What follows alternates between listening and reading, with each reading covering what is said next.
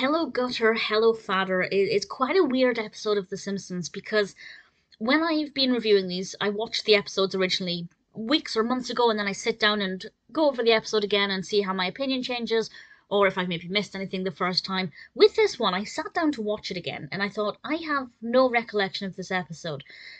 To the point where I actually went onto my Disney Plus to see if I'd maybe accidentally skipped this episode. But I hadn't, I'd watched it.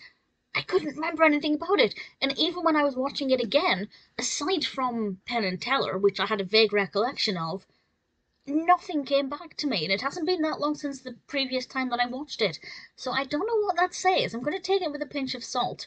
The second time I didn't hate it.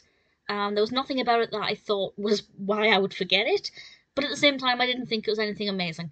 It's the 6th episode of the 11th season, directed by Mike B. Anderson. It's got 7.3 out of 10 on IMDb, which for this point in the show is fairly average and maybe on the slightly lower scale.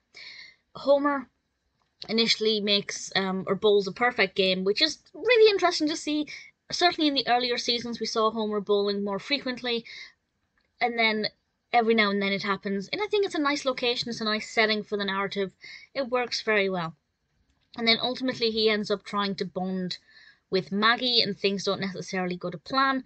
And there's this really sweet moment with Maggie involving water.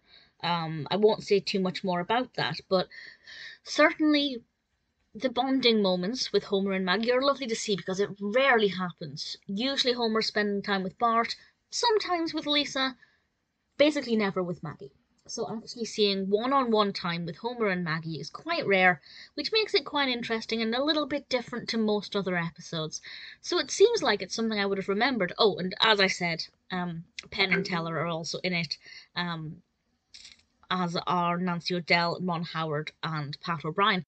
And all of those things together kind of make a really solid episode. So I don't know why I literally had no recollection of any of it, except I'd seen Penn and Teller in Simpsons form, so maybe that's why I remember it. I don't know, it's a mystery, but watching it the second time, I didn't mind it. There are some definitely very sweet moments. I didn't love it, it's not my favourite episode, but definitely it's not bad.